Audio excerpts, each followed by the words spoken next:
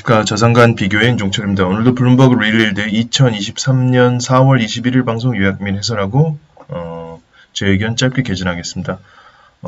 은행 여신 여건이 굉장히 안 좋아지고 있습니다. 작은 회사들에 대한 대출 여건이 깐깐해진다는 거죠. 그래서 최대한으로 이제 돈을 빌릴 수 있는 한도를 갖다가 이제 좀 줄이고 있고, 여신 한도를 개별 기업 단마다 그렇다는 거죠. 그 다음에 이제 가산금리를 더 붙이고, 그 다음에 이제 뭔가 계약할 때 더 조건을 건다는 겁니다. 그만큼 이제 지금 더 타이트해지고 있고, 그 다음에 지금 이제 스프레드인데요. 우리가 리스크 프리미엄이라는데, 투자 적격 등급은 130 정도고, 지금 하이힐드 같은 경우에는 450bp 정도 됩니다. 그러니까 같은 만기의 미국 국채에다가 이만큼을 더 얹어줘야 되는 거죠. 그만큼을 이제 얹어줘야 된다는 의미고요. 그 다음에 이제 고무적인 거는 이제 스미모토 미쓰이 이제 은행이죠. 일본 3대 은행인데요. 이제 아무튼 코코펀드 연구채를 갖다가 이제 다시 또 발행해서 많이 팔았다는 얘기입니다. 그래서 자금 조달을 했고요. 그 다음에 이제 전체적으로 29빌리언 달러의 이제 미국 대형 은행들이 어닝이 괜찮게 나왔지 않습니까? 그 이후에 일제히 이렇게 자금 조달을 했습니다. 그래서 은행채를 발행했다는 얘기입니다. 그래서 시장이 작동하고 있다. 심지어 이제 평균 작년보다도 지금 하이힐드 같은 경우도 고위험 회사채도 발행량이 상당하다. 그러니까 시장에서 자금 융통을 하고 있다. 기업들이 이렇게 보시면 되겠습니다. 그런 이유는 사실 이만큼 이제 물가가 많이 떨어졌기 때문에 이제 CPI 그죠? CPI 같은 경우에 하얀색인데 지금 이렇게 떨어지고 있고요. 5% 이제 찍었죠, CPI. 그리고 생산자 물가지수 노란색 급격하게 더 떨어지고 있고 지금 2.7%. 그 다음에 이제 PC 디플레이터 개인 소비 지출 요걸 이제 연준이 가장 많이 본다고 하는데 다음 주 금요일에 이제 데이터가 나오죠. 그래서 지금 이제 요것만 지금 여기 선이 이제 연결이 안 된 걸 볼 수 있습니다. 자. 그리고 이제 각국 중앙은행의 이제 금리 인상 경로를 지금 볼 수가 있는데요. 요거 이제 보게 되면, 미국 연준이 이제 5%로 지금 현재 정책금리가 가장 높고, 노란색이 이제 뱅크 오브 잉글랜드, 영란은행이죠. 영국의 중앙은행, 4.25. 그 다음에, 호주 중앙은행이죠. 호주 중앙은행이 3.6%. 그 다음에 이제, 이게, 노르웨이지언 뱅크죠. 그래서, 노르웨이 중앙은행 같은 경우에 지금 초록색이 3%, 그 다음에 ECB도 3%, 죄송합니다. 요 정도 이제, 금리가 이제 인상이 되고 있고, 좀 안타까운 거는 영국은 이제 지금 물가를 못 잡고 있습니다. 이제 한 9%대로 떨어질 거라고 예상을 했는데, 아직 이제 물가가 상당히 고물가인 상황입니다. 그래서 이제 이분 이제 엘라 혹사 이분 나오셨는데요. 픽텟 애셋 매니지먼트 자산운용사에서 본인 이제 길트를 팔고 차라리 US 트레저리 사겠다 이 말씀하셨습니다. 그러니까 이제 물가 계속 오르는 상황에서 그 자산에 투자하기에는 이제 환율에 문제가 있을 수가 있는 거죠. 그래서 그 부분은 이제 영국의 길트의 가격을 잘 봐야 될 것 같습니다. 이제 길트 가격이 떨어지는 것, 그 다음에 길트의 이제 매력도라고 할까요? 스털링이라고 그러죠. 혹은 파운드화라고 그러죠. 영국 이제 통화에도 좀 관심을 갖고 지금 봐야 될 것 같습니다. 그 다음에 이제, 이건 이제, 하이힐드의 가산금리죠.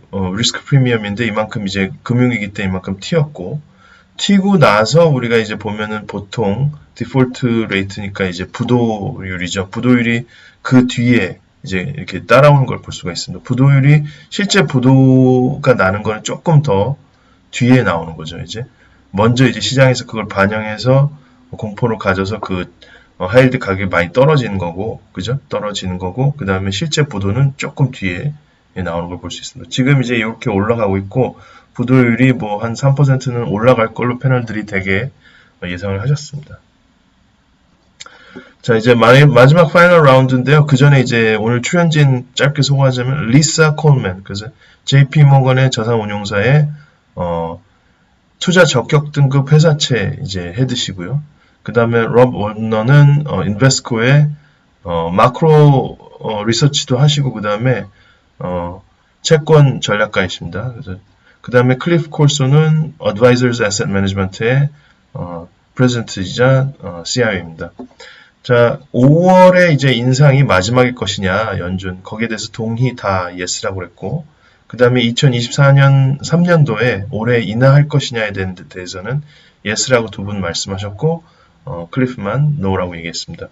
그 다음에 이제 전체 올해의 통틀어서의 성과를 하이힐드가 더 나을 것이냐, IG가 나을 것이냐에 대해서는 투자 적격 등급 회사채에 투자하는 것이 더 성과가 좋을 것이다. 그만큼 이제 하이힐드가 이자를 더 줘도 가격 보존력이 더 부족할 걸로 지금 예상을 하시는 거겠죠. 그래서 스프레드가 더 늘어날 걸로 보고 다 이제 투자 적격 등급이 더 나을 걸로 이렇게 예상을 하셨습니다.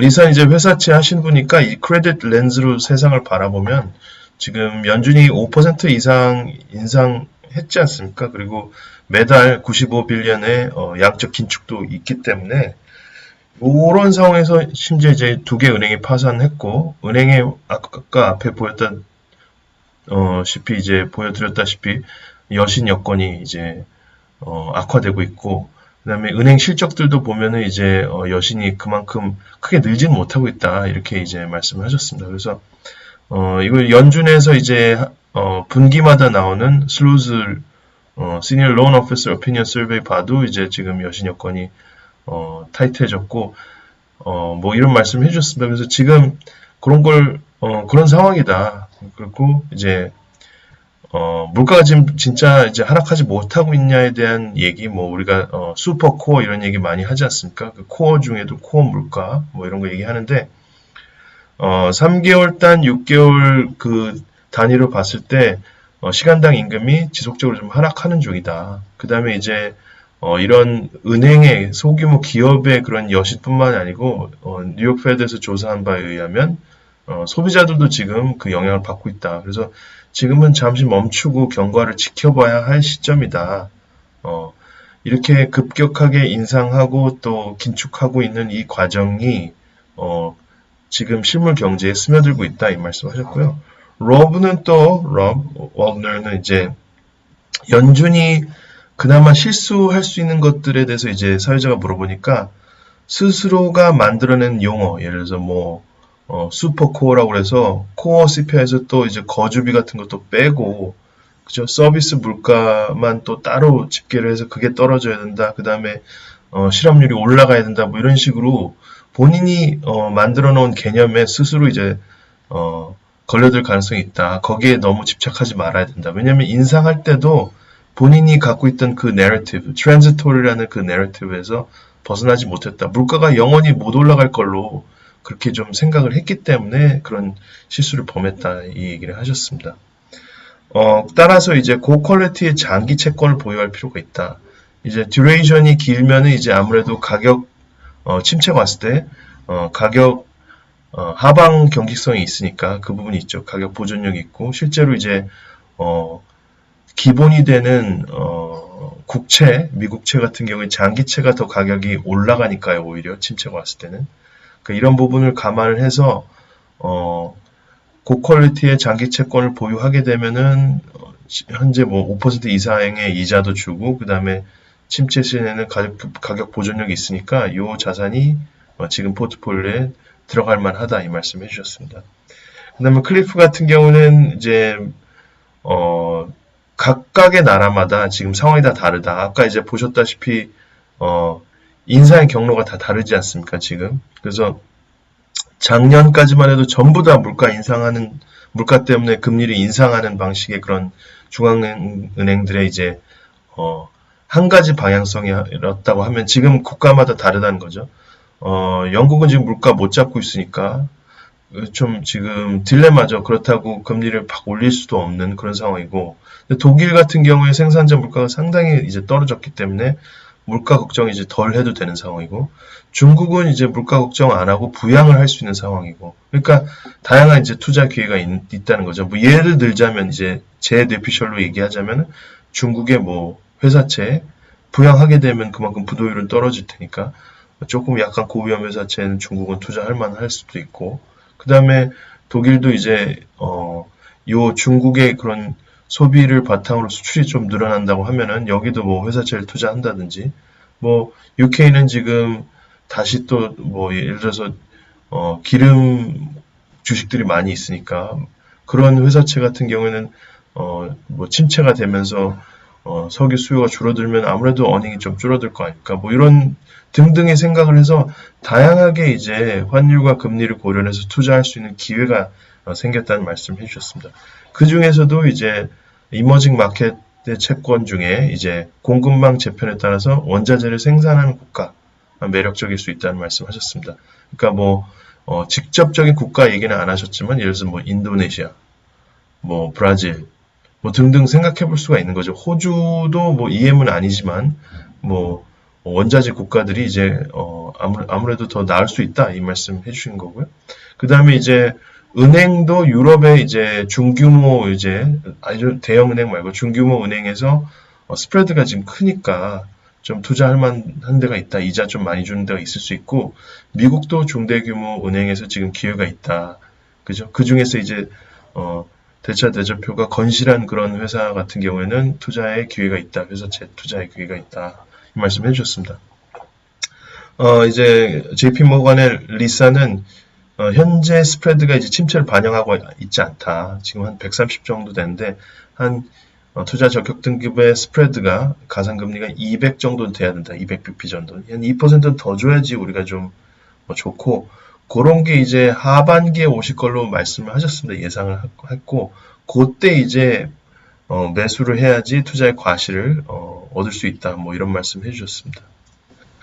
지금 골드만은 제한적으로 이제 좀 불리시하게 시장을 보고 있고 JP모건은 이제 조금 뉴트럴하고 하반기에 리세션 가능성도 이제 염두에 두고 있고 바클레이는 중기적으로 지금 베리시한 뷰를 보이고 있다는 이제 화면이 나왔습니다. 거기에 대해서 라비 얘기를 했습니다. 이제 침체가 좀 제한적일 것이다. 아주 극심한 침체가 아닐 수가 있고 결국에는 침체의 정도가 중요하다. 그죠? 기간하고.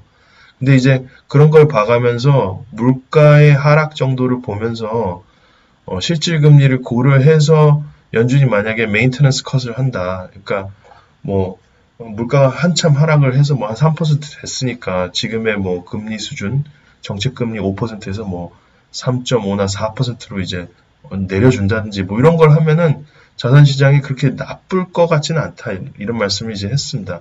그러니까 리세션이 올 수도 있지만 자산 시장이 그렇게 나쁘지 않을 수 있다. 그러니까 IG가 그만큼 이제 매력적이고, 그 다음에 현재까지 주식시장이 잘 버티는 것도 연준이 요걸 하는 걸 기대하는 건 아닐까. 그런 또 말씀도 해주셨습니다.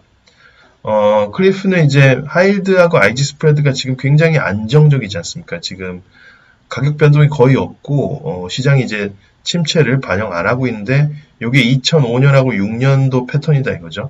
제가 한번 보여드리면은 2005년도, 6년도 보면은 이게 하이힐드 스프레드가 2007년도 이렇게 줄어들지 않습니까? 그러니까 이렇게 극심하게 시장의 공포를 느끼기 전에는 계속 이제 떨어지는 거죠. 왜냐면 경기가 너무 호황이고 2006년도에 누구도 2008년도 금융위기가 올 거라고 예상 거의 안 했거든요. 2006년도에는.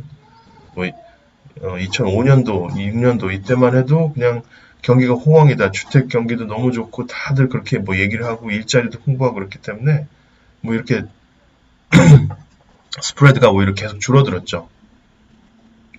그러니까 요때 패턴이다. 그러니까 그리고 지금 상충하는 데이터가 들어오고 있는 시점이다. 그렇죠? 이렇게 스프레드는 안정되면서 주가 퍼는 18.59. 그죠? 멀티플이 그 정도 되고 S&P가 그렇다는 얘기죠. 그리고 심하게 지금 장단기 금리가 역전이 돼 있고 그런데 또 하이힐드 같은 경우는 만기를 최대한 이제 만기가 도래 안 한다는 거죠. 뭐 올해 굉장히 많이